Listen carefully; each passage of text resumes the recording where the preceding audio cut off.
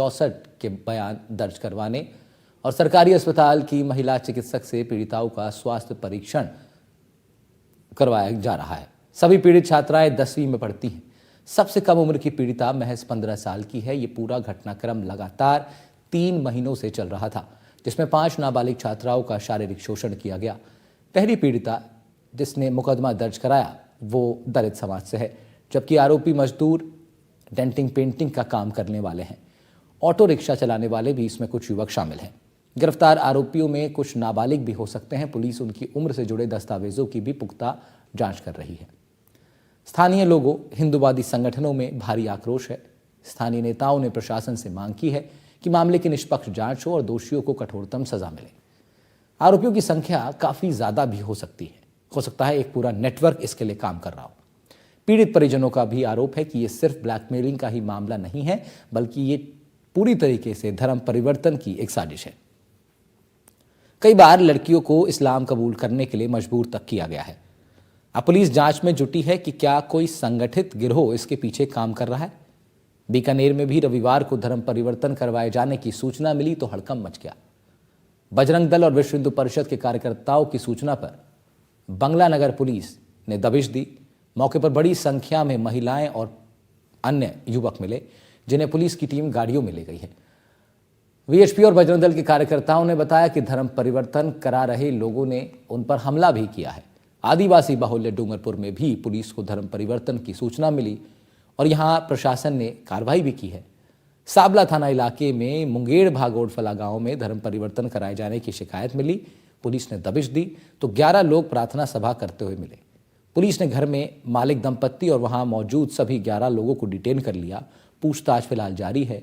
विधानसभा में इसी बजट सत्र में सरकार ने राजस्थान विधि विरुद्ध धर्म संपरिवर्तन प्रतिषेध विधेयक 2025 भी लाया है, जिस पर चर्चा के बाद इस विधेयक के पास होने की उम्मीद है। ये कानून बना तो जबरन धर्म परिवर्तन करवाने पर कठोर सजा होगी। 10 साल तक की सजा का प्रावधान रखा गया है। अब अपनी बात में आज चर्चा करेंगे इसी मुद्दे पर, लेकिन उससे पहले कुछ इंफॉर्मेटिव ग्राफिक्स आपको दिखाते हैं और साथ साथ कुछ बयान इस मामले से जुड़े हुए आए वो भी सुनवाते हैं। मानवता को शर्मसार करने वाली है। इस घटना के बारे में जितना मुझे सुनने को समझने को मिला, यह अंतर्राष्ट्रीय साजिश का हिस्सा है। ये हमारी बहन बेटियों को बेला पुस्काकर ब्लैकमेलिंग का धंधा करते हैं। इसके पीछे और कितने व्यक्तियों के हाथ है, किन किन के तार जुड़े हुए हैं, इन सब चीज का खुलासा होना चाहिए। कोर्ट की कार्रवाई करके जो भी दोषी है उनके खिलाफ सख्त कार्रवाई की जाएगी। और इस संबंध में विजयनगर के सारे संगठन साथ हैं। सबने मिलकर ये विरोध दर्ज कराया है। ये जो भी वो कांड हुआ है, कांड बहुत लंबा चौड़ा है, उस पर कार्रवाई होनी चाहिए। साथ ही जो भी दोषी है उनके खिलाफ सख्त कार्रवाई कानून होनी चाहिए। कल रात्रि को 3 प्रकरण पॉक्सो एक्ट में दर्ज हुए हैं, जिसमें पीड़िताओं के साथ मोबाइल देके जबरदस्ती ये शोषण का आरोप लगाया है, जिसकी जांच चल रही है और शीघ्र अनुसंधान पूर्ण किया जाएगा। अभी तफ्तीश चल रही है। डिटेन किया है 7 जनों को डिटेन कर लिया। कल थाना विजयनगर में 5 बच्चियां अपने परिजनों के साथ उपस्थित हुई और उन्होंने एक रिपोर्ट दी, जिसके अंदर उन्होंने बताया कि कुछ व्यक्ति जो है, लड़के जो है, वो उनको सोशल मीडिया के थ्रू उनसे जान पहचान है। उसके बाद मोबाइल फोन दिया और उनसे बातचीत की गई। बातचीत के बाद उन्होंने अपने फ्रेंड्स के साथ उनके दोस्ती के लिए दबाव बनाया, उनसे बातचीत की गई और उनके बाद कुछ का देह शोषण हुआ और इस तरह की घटना सामने आई। लगभग 8 से 10 लड़कों के नाम एफआईआर के अंदर नामजद किए हैं। हाँ, प्रकरण दर्ज कर लिए गए। उसके बाद पीड़िता जो है उनके बयान करवाए गए महिला अधिकारी के द्वारा। उसके बाद उनका मेडिकल करवाया जा रहा है और जो मजिस्ट्रेट के बयान है वो करवाए जा रहे हैं। साथ ही साथ हमारी टीमों ने जो भी सर्कल की टीम बनाकर और जो भी आरोपी है उनके संदिग्ध स्थानों पर दबिश दी गई। कुछ संदिग्ध हमारे पास आए हैं जिनको पूछताछ चल रही है। कुछ हिंदू संगठनों को ऐसी सूचना थी कि यहाँ धर्म परिवर्तन का काम चल रहा है। ये जहाँ हम खड़े हैं ये स्लम एरिया है, अंत्योदय नगर से है, एमपी नगर थाना पड़ता है। तो यहाँ पर काफ़ी जो गरीब तबके के लोग हैं वो लोग यहाँ आए और इनसे कुछ ऐसे जानकारी मिली है, कुछ साहित्य भी मिला है मौके पर, जिसमें क्रिश्चियन जो मिशनरी है उन लोगों के द्वारा यहाँ पे इनको बताया जा रहा है काफ़ी दिनों से ये यहाँ पर बिना किसी अनुमति के सूचना के यहाँ प्रार्थना सभा इनकी चल रही थी, और जैसे ही लोगों को पता चला तो इन्होंने घेराबंदी की, इनकी रोका, और अभी यहाँ मौके पे आए हैं, इनको थाने ले जा रहे हैं, पूछताछ करते हैं, जो भी रिपोर्ट देंगे उसके हिसाब से कार्रवाई करेंगे। मामला ऐसा था कि आज सुबह में फोन के द्वारा सूचना मिली थी भगोरा फला मुंगेर में छगनलाल भगोरा के यहाँ पर कोई धर्म परिवर्तन का मामला है। इस पे आकर के हमने देखा है, जो करीबन 5 महिलाएं और 6 पुरुष उनके घर के अंदर तो प्रार्थना सभा कर रहे थे, जिनसे पूछताछ की जा रही है कि हम आगे जैसी सूरत होगी वैसी कार्रवाई की जाएगी। तो पूरे मामले का आउटलाइन जो है वो आपको समझ में आ गया है अब तक। मामला गंभीर भी है और सेंसिटिव भी है। इस पर चर्चा करने के लिए बहुत ही खास मेहमान हमारे साथ पैनल में मौजूद रहेंगे। फादर विजय पॉल सिंह जुड़ रहे हैं, आप प्रदेश अध्यक्ष हैं मसीहा शक्ति समिति के। अनिल कुमार गोठवाल साहब जुड़ रहे हैं, पूर्व RPS अधिकारी आप रहे। अमितोष पारिक जी जुड़ रहे हैं, राष्ट्रीय प्रवक्ता हैं विश्व हिंदू परिषद के। मौलाना साजिद रशीदी जुड़ रहे हैं, आप अध्यक्ष हैं इमाम एसोसिएशन, ऑल इंडिया इमाम एसोसिएशन के। आप चारों लोग का बहुत स्वागत मैं कर रहा हूं, लेकिन चर्चा की शुरुआत करने से पहले एक अपडेट ले लेते हैं इस वक्त की स्थिति पर। पवन अटारिया अजमेर से हमारे साथ जुड़ रहे हैं, हमारे सहयोगी। पवन, क्या कुछ ओवरऑल अपडेट है इस पूरे मुद्दे पर अभी? राहुल, देखिए 1992 में अजमेर का बहुचर्चित ब्लैकमेल कांड सभी को याद होगा। उस कांड की जैसे शुरुआत हुई थी उसी की तरह ये वाला जो विजयनगर थाना क्षेत्र में घटा है घटना, वही इसी तरीके से शुरुआत इस कांड की भी हुई है। फिलहाल पुलिस ने तुरंत कार्रवाई करते हुए मामले में 7 जो आरोपी है उनको राउंड अप किया है, और पुलिस का कहना है कि इस मामले में कोई भी आरोपी हो जिस पर आरोप तय साबित होंगे उसको बख्शा नहीं जाएगा। और वहीं दूसरी ओर हिंदूवादी संगठन विश्व हिंदू परिषद, RSS और तमाम हिंदूवादी संगठन काफी आक्रोशित है। सभी की मांग है कि उनका कहना यह भी है कि यह अंतर्राष्ट्रीय साजिश है कि एक साथ एक ही समुदाय के लोग नाबालिग हिंदू बच्चियों को शिकार बनाते हैं, उनसे दोस्ती करते हैं और फिर उनके साथ अश्लील हरकत करते हैं, छेड़छाड़ करते हैं और एक बच्ची के साथ यहां पर दुराचार भी करते हैं। इस मामले में सभी संगठनों ने चेतावनी दी है, जल्द से जल्द इस मामले में तुरंत कार्रवाई हो और आरोपियों को सख्त से सख्त सजा यहां पर दी जाए। पवन, जब तमाम जो प्रदर्शन हो रहे थे विश्व हिंदू परिषद और बजरंग दल की तरफ से, क्या इस तरह के प्रदर्शन अभी भी देखने को मिल रहे हैं?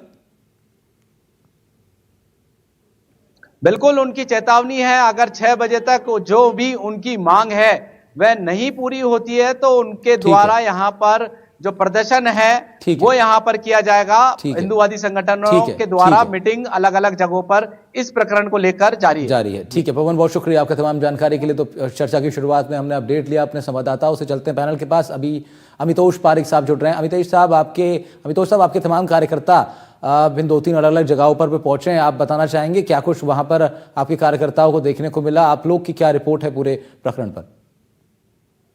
जी धन्यवाद राहुल। जिस तरह से आपके संवाददाता ने इस विषय को प्रस्तुत करा, और वही ठीक विषय बिल्कुल इस तरह से प्रस्तुत भी करा जाना चाहिए। जिस तरह से अजमेर को एक रैकेट बना दिया गया था, वैसे ही विश्व हिंदू परिषद के कार्यकर्ताओं ने अभी कुछ वर्षों महीनों पहले ही भरतपुर के अंदर में एक रैकेट तोड़ा था, जिसमें 20,000 लोगों को कन्वर्ट करने की साजिश इस्लामिक के द्वारा करी गई थी, या फिर आप कह दें तो क्रिश्चियन मिशनरीज के द्वारा करी गई थी। अब आप बात करते हैं, जो विश्व हिंदू परिषद के लोगों ने और हमारे कार्यकर्ताओं ने कहा कि वहां पर इंटरनेशनल इन्वॉल्वमेंट भी आता है। किस आधार पे कहा जाता है? इनकी सारी फंडिंग बाहर से होती है राहुल। जब आप SIT की गठन हुआ था भरतपुर वाले विषय के अंदर में, तब लबाना मिनिस्ट्री जो कि इटालियन ऑर्गेनाइजेशन थी, उसका फंड उसके अंदर में पाया गया था, सर्टिफिकेट दिए जा रहे थे, लेकिन उस समय विश्व हिंदू परिषद के कार्यकर्ताओं ने सतर्कता से उसको करा। सिरोही के अंदर में भी ऐसा विषय हुआ था, बांसवाड़ा में भी ऐसे विषय हुए, 12 जिले में ऐसे विषय हुए। लगातार तरीके से राजस्थान में जिस तरह से बॉर्डर सिक्योरिटी फोर्सेस से जैसलमेर के अंदर में रेडिकलाइजेशन की रिपोर्ट कही कि लगातार मदरसे बढ़ते गए, मस्जिद बढ़ती गई, 0.8 से 10% कम्युनिटी का ग्रोथ नहीं हुआ राहुल, जितना 20 से 25% मुसलमानों का रेडिकल इस्लामिजेशन हो गया। ये वो जगह है जो पाकिस्तान से बॉर्डर टच करते हैं। निरंतर तरीके से राजस्थान में शेड्यूल ट्राइब को, आदिवासी एरिया को जिस तरह से कन्वर्जन का शिकार बनाया जा रहा है क्रिश्चियन मिशनरी द्वारा या मौलानाओं के द्वारा, ये आप सबके समक्ष है। मैं कुछ उदाहरण आपके सामने देता हूं। शाबदा डायरी केस हुआ था मई 28 को, क्या विषय हुआ था? मई 18 को आफ्ताब ने मर्डर करा श्रद्धा को, क्या विषय था? अली ने 16 साल की लड़की को मारा, हिंदू लड़की थी, क्या विषय था? नीतू को मर्डर किया लायन खान ने, क्या विषय था? आरिफ को किल करा, चंदा रिफ्यूज टू रीड नमाज, निशा किलबा इकबाल, मुर्शिद मर्डर प्रिया। ये सारे विषय वो हैं जहां पर हिंदू लड़कियों को बखलाया जाता है, हिंदू बहन बेटियों को बखलाया जाता है। अगर वो कन्वर्ट होने पे मजबूर कर देते हैं, नहीं होती तो उनके या तो 35 लाशें मिलती है, 35 टुकड़े मिलते हैं। तो एक लंबी फहरिस्त, मौलाना साजिश रशीदी साहब, एक लंबी फहरिस्त विश्व हिंदू परिषद के प्रवक्ता ने गिनवाई है, बताई है। क्या आपका जवाब इस पर रहेगा? क्या आप, पहली बात तो क्या आप सहमत हैं कि इस तरह की गतिविधियां हो रही हैं? नहीं, देखिए, मुसलमानों की तरफ से इस तरह की कोई गतिविधि नहीं है। क्योंकि मैं आपको बता दूं, एक स्पष्ट बात बता देना चाहता हूं, कुरान ये कहता है ला इकराहा फिद्दीन, दीन में कोई जबरदस्ती नहीं है। अगर कोई जबरदस्ती किसी को धर्मांतरण कराता भी है, वो इस्लाम के खिलाफ है। इस्लाम इस चीज को नहीं मानता। इस्लाम तो उस चीज को मानता है कि आप अपनी स्वेच्छा से, अपनी इच्छा से अगर धर्म को कबूल करते हैं तो उसको इस्लाम मानता है। जबरदस्ती किसी को इस्लाम में लाना, इसको इस्लाम मानता ही नहीं। अगर कोई करता भी है वो इस्लाम के विरुद्ध है, इस्लाम के खिलाफ है। हम उसकी कड़ी निंदा करते हैं। देश का जो भी कानून है उस कानून के अंतर्गत उसके खिलाफ कड़ी से कड़ी कार्रवाई होनी चाहिए। तो रशीदी साहब, इस्लाम इस चीज की इजाजत नहीं देता, इस्लाम इसको ठीक नहीं मानता, ये एक विषय है कि धर्म की आइडल स्थिति क्या है। लेकिन दूसरा पक्ष अब ये आता है कि कर तो रहे हैं लोग, इसको तो आप मान रहे हैं, वो भले ही इस्लाम के खिलाफ कर रहे हो, इस्लाम को मानने वाले ही इस्लाम के खिलाफ जा रहे हैं। आप ये कहना चाह रहे हैं, जा तो रहे हैं, आप ये मान रहे हैं? नहीं, मैं उस बात को ये कहता हूं कि जो भी देश का कानून है उसके अंतर्गत कड़ी से कड़ी कार्रवाई होनी चाहिए उनके खिलाफ। नहीं, मैं आपसे कह रहा हूं, आप इतना एक्टिव रहते हैं, आप सामाजिक का पैमानों पर आपके बयान भी सामने आते हैं और लोगों के साथ उठना बैठना आपका है समाज में, आपको जानकारी तो होगी इस तरह की गतिविधियां हो रही है। तो नहीं, मेरी जानकारी में इस तरह की कोई गतिविधि इस्लाम और मुसलमान की तरफ से नहीं होती। हाँ, इतना जरूर है, आंकड़े मेरे पास भी हैं बहुत सारे। आपको आगरा के कांड याद होगा कि 7 खानदानों को जो है सिर्फ आधार कार्ड बनाने के चक्कर में मुसलमानों को हिंदू बना लिया गया था। और फिर अगले ही दिन जब उनको पता चला कि हमारे साथ ये गलत हुआ है तो उन्होंने फिर वापस कलमा पढ़ा। तो ये तो सबकी तरफ से होता है, ऐसा नहीं है कि हिंदुओं के लिए ऐसा हो रहा है। लेकिन मैं कहता हूं कि ये गलत है। तो ये सबकी तरफ से हो रहा है। इसमें अब जो है, आप एक बात और अब सामने आ रही है। अब फादर विजय पॉल सिंह भी हमारे साथ हैं। विजय पॉल साहब, हिंदू मुसलमान का एक विषय सदियों से हम लोग देख रहे हैं इस देश के अंदर, कभी ना कभी हमेशा उठता रहा है, लेकिन इस बीच बहुत साइलेंटली एक घटना इस देश में घटती रही है जिसके आरोप लगते हैं मिशनरीज के ऊपर कि बहुत साइलेंटली हिंदू मुसलमान का विषय तो सामने आ जाता है, उस पर चर्चा हो जाती है, गलतियां सामने आती हैं, कुछ आरोप लगते हैं, लेकिन मिशनरीज अपना काम बहुत साइलेंटली कर रहे हैं और लगातार करते जा रहे हैं, ये आरोप लग रहा है। और इस तरह की घटना अभी डूंगरपुर में देखने को मिल रही है। आदिवासी लोगों पर जो समाज में आर्थिक रूप से थोड़ा सा अभी पिछड़े हुए हैं, उन पर अब तमाम मिशनरीज टारगेट करते हैं। कितनी सत्य है ये बात? सबसे पहले तो मैं सभी पैनल के लोगों को धन्यवाद देना चाहता हूं कि आज इस विषय को लेकर हम लोग सब यहाँ इकट्ठे हैं। और मैंने बहुत सारी बातें सुनी, ये चल रहा है इस बात को लेके। अभी क्रिश्चियंस के ऊपर ये बताया गया कि साइलेंट तरीके से काम करते हैं। साइलेंट तरीके से कुछ नहीं होता है, कोई किसी का परिवर्तन नहीं कर सकता। लेकिन मैं कहता हूँ यदि कोई भी गलत काम किया गया लड़कियों के साथ, किसी के साथ, और जिन्होंने भी किया वो कैसे भी हो, किसी भी समाज के क्यों ना हो, उनको सजा देनी चाहिए। उनको तरीके से जो सरकार की ओर से सजा है वो दी जाएगी। इसके लिए इसके फेवर में हमें सरकार तो इसमें इंटरवीन करेगी सर, लेकिन जो कम्युनिटी लीडर्स हैं वो इंटरवीन करेंगे या नहीं? हम लोग भी इस काम में गलत काम के लिए हम तैयार बैठे, हम लोग तैयार बैठे। हम कभी भी गलत चीज को बर्दाश्त नहीं करते। नहीं तो कब आपने किया है, अगर आप बता पाए, आपकी समिति ने कब इस तरह के एक्शंस लिए हैं, जरा अगर आप बता पाए। हमने हमेशा ऐसे एक्शन लिए। जब भी इससे पहले एक पास्टर को पकड़ा गया था, उसका हमने कभी सपोर्ट नहीं किया, जिसके बारे में पता लगा पिछली बार। लेकिन एक चीज ये रहती है, हम लोग हमेशा गलत काम के विरोध में रहते, कभी फेवर में नहीं रहे। नहीं, ये तो आपने और राशिद साहब ने आइडल बात कर दी कि आइडल सिचुएशन, ये मैं आ रहा हूं, आप पारिक साहब आऊंगा आपको, ये तो आइडल बात है सर कि ऐसा करना चाहिए या ऐसा नहीं करना चाहिए। जो हो रहा है उसके ऊपर चर्चा हो रही है कि नहीं हो रही, ये सवाल है। इंटरनली आप लोग चर्चा करते हैं, आप लोग की जब बैठकें होती हैं फादर, अपने लोगों को भी इस बारे में आगाह करते हैं, समझाते हैं, और न केवल समझाते हैं परंतु इसके बारे में बताते हैं कि इसका दूषित परिणाम क्या होता है। लेकिन फिर भी चीजें कंट्रोल में नहीं आ रही हैं, प्रयास इसका मतलब अधूरे हैं। मैं लौटूंगा, लेकिन एक बार अनिल कुमार कोटवाल साहब को मैं ऐड ऑन करना चाह रहा हूं इस डिस्कशन में। अनिल साहब, इस तरह के कोई ये पहला मामला नहीं है या कोई हैरानी की इसमें बात मेरे लिए तो नहीं है कि मैं इस खबर को सुन के मैं चौंक जाऊं, क्योंकि इस तरह की तमाम बातें बीते काफी वर्षों में और खासतौर पर जब से सोशल मीडिया एक्टिव हुआ है काफी बातें हम लोगों के सामने आई हैं। आपके अनुभव में प्रशासनिक दृष्टि में, शासनिक दृष्टि में कैसे इन चीजों को कंट्रोल किया जाए या कैसे इन पे निगरानी रखी जाए? कई बार होता है कि नहीं भी हो रहा लेकिन कुछ शरारती तत्व हैं वो कह देते हैं कि जी हो रहा है, तो इस चीजों को कंट्रोल करना भी बड़ा, इस पे मॉनिटर करना मुश्किल है क्या? राहुल जी, ये बिल्कुल बहुत अच्छी बात है कि ये पैनल डिस्कशन में इस बात को लाया गया है। पुलिस के सामने हमेशा ही इस बात की दिक्कत आती थी, परेशानी आती थी कि भाई कैसे कन्वर्जन कराया जा रहा है या क्या धर्म परिवर्तन का ये स्वरूप है। स्वरूप को लेके कहीं ना कहीं अच्छा है कि राजस्थान विधानसभा ने इस बिल को पेश किया और वो पास हो जाएगा, ताकि दूध का दूध और पानी का वहां पर एकत्रित होते हैं, चाहे वो किसी प्रार्थना के मामले में या किसी भी प्रकार से, तो अब उसके अंदर परमिशन लेना आवश्यक है। परमिशन का मतलब है कि आप समारोह कोई भी कर रहे हैं, कोई भी आम सभा कर रहे हैं, उसकी परमिशन ली जाएगी। परमिशन 30 दिन पूर्व ली जाती है, तो इसका मतलब है कि एक डॉक्यूमेंटेशन हो जाएगा। उसके बाद में आप अगर धर्म परिवर्तन स्वेच्छा पूर्वक कर रहे हैं तो 60 दिन पूर्वक एक कलेक्टर को आप वो देंगे अपना लिखित में सूचना, और उसके बाद में जब कर लिया जाएगा तो एक प्रक्रिया बताइए कि 60 दिन बाद में एक शपथ पत्र देंगे।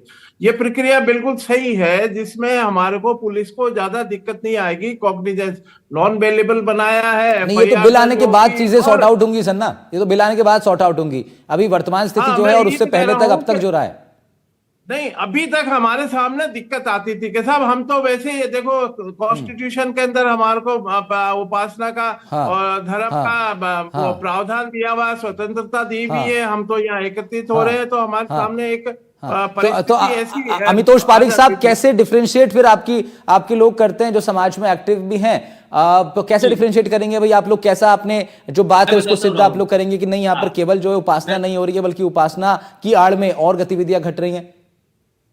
राहुल, मैं इसका एग्जांपल देता हूं। जिस तरह से अभी भारत के संविधान का यहाँ पे विश्लेषण किया गया, आर्टिकल 25 में फ्रीडम ऑफ रिलीजन दे रखा है, मतलब आप कोई भी अपने रिलीजन का प्रैक्टिस, प्रोफेस या प्रोपोगेट कर सकते हैं, लेकिन freedom of propagation is not giving you right to freedom to convert. ये मैं नहीं कह रहा, ये माननीय सर्वोच्च न्यायालय ने 1978 में जब उड़ीसा के जो कन्वर्ट होना चाहता है वो हो सकता है ना, वो तो हो सकता है, जो कन्वर्ट होना चाहता है वो तो हो सकता है अपनी मर्जी से। आप स्वेच्छा से हुई है ना, आप स्वेच्छा से हुई है, लेकिन जिस तरह से मैं बताता हूं आपको एक उदाहरण, स्पेशल मैरिज एक्ट 1954 का उदाहरण आपको समक्ष आया होगा। अभी कुछ हाल ही में जोधपुर का विषय आया था, एक लड़की से स्पेशल मैरिज एक्ट में मुसलमान लड़का जो था शादी कर रहा था, लेकिन उस शादी को उसका मुस्लिम लॉ एक्सेप्ट ही नहीं कर रहा। सूरत 4 के अंदर में कहा है कि जब तक आप ईमान नहीं लाएंगे वो निकाह वैलिड ही नहीं माना जाएगा। इसलिए मध्य प्रदेश हाईकोर्ट ने जस्टिस जीएस अहलूवालिया ने कहा कि special marriage act is not applicable on the marriage where Muslim is involve because in their laws निकाह इज नॉट वैलिड। तो आप अंत में क्या कर रहे हैं, फिर लड़की को कन्वर्ट करने पे मजबूर करेंगे। भरतपुर का जो मैंने विषय बताया, उनको रुपए दिए गए, उनके यहाँ पे अकाउंट्स में रुपए आए गए, उनको लुभावने दिए गए, प्रलोभित करा गया, किसी तरह से लालच दिया गया, तब जाके भरतपुर के अंदर में 20,000 लोगों को इकट्ठा करा, 12 में 250 जने कन्वर्ट करने पे इकट्ठे कर दीजिए। ट्राइबल बेल्ट्स को जिस तरह से टारगेट करा जाता है, उनको जिस तरह से भड़काया जाता है, चीट करा जाता है, और इसीलिए राजस्थान के अंदर में आवश्यकता पड़ी। मुझे बताइए ना, अभी फादर साहब कह रहे थे ऐसे नहीं होता, बड़े आइडल बन रहे। तो 1978 में अरुणाचल प्रदेश में freedom of religion prohibition act आया था, 40 साल के बाद वापिस से सरकार लेने को आ रही, तो क्यों क्रिश्चियन मैरिज फिर हंगर स्ट्राइक की धमकियां दे रहे हैं? इसलिए दे रहे हैं क्योंकि 1978 में 0.79% क्रिश्चियन थे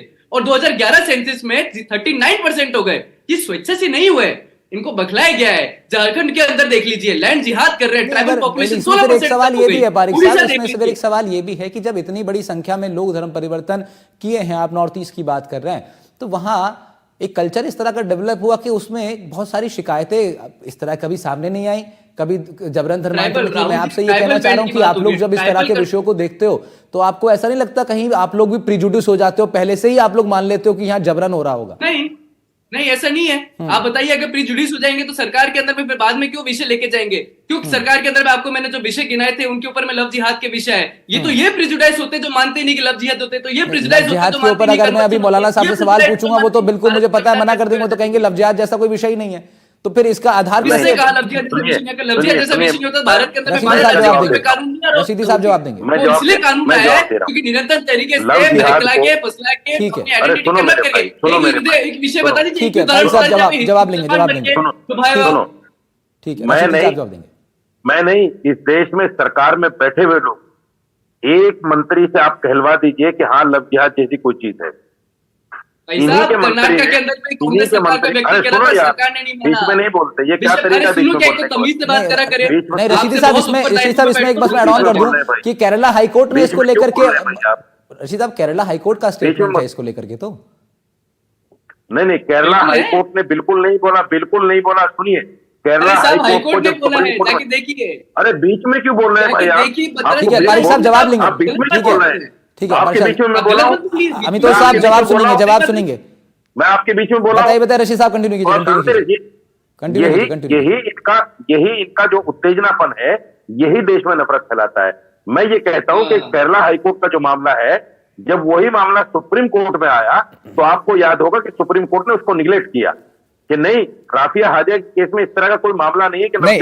रशीदी साहब इस तरह के मामले जब बार बार सामने आते हैं, इस तरह के प्रयास हो रहे हैं, तो उनकी मंजिल सौहार्द तो नहीं हो सकती? सौहार्द तो कैसे होगा? पूरी सुन लीजिए, मेरी बात पूरी तो सुन लीजिए।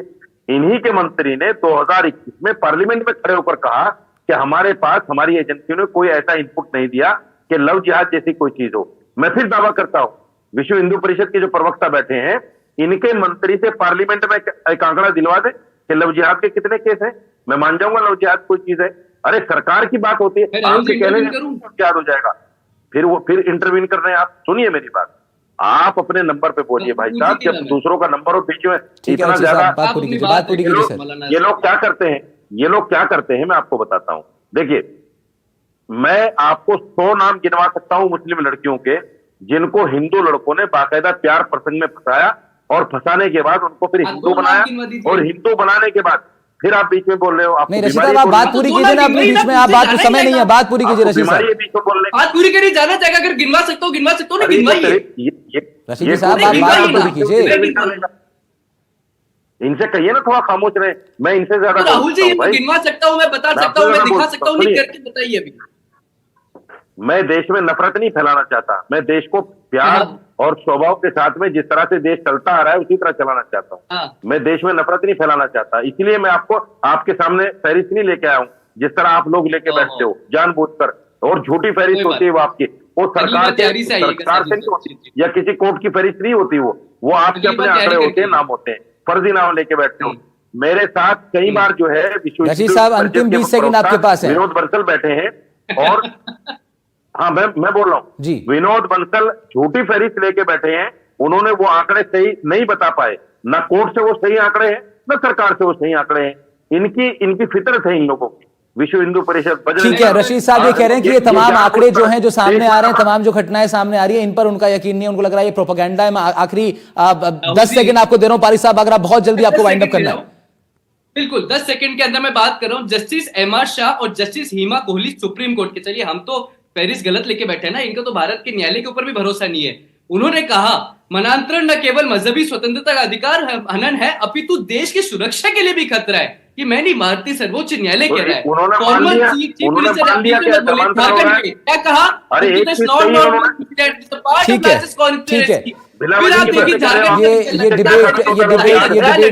ये डिबेट अभी जारी है, और इस तरह के तमाम प्रकरण अब सामने आ रहे हैं, तो उससे बड़ा सवाल एक खड़ा हो रहा है। लेकिन हर बार की तरह मुझे लगता है, हर बार की तरह एक पक्ष, अब रशीद साहब इस बात को मानेंगे नहीं, इस तरह घटनाएं हो रही हैं, विश्व हिंदू परिषद के प्रवक्ता अपना दावा कर रहे हैं। उधर हमारे साथ फादर पॉल जुड़े थे, उन्होंने साफ साफ कह दिया कि हम तो इस तरह के मामलों में इन्वॉल्व ही नहीं है। ऐसे में मुझे और चर्चा गोठवाल साहब से करनी थी किसी निष्कर्ष पर निकलने के लिए, लेकिन समय इतना ही है। फिलहाल शुक्रिया कर रहा हूं आप सभी लोगों का, इस उम्मीद के साथ कि आप सभी सामाजिक लोग हैं, सब उठ बैठ आपकी होती है समाज के तमाम वर्ग में। इस तरह की घटनाएं, इस तरह के जो रास्ते हैं, दरअसल उनकी मंजिल सौहार्द नहीं हो सकती, इसलिए इसका हमें खास ख्याल रखना पड़ेगा कि हम खुद जागरूक होकर अपने युवाओं को, जो अगर इस तरह की मानसिकता के साथ काम कर रहे हैं, उन पर लगाम लगाएं।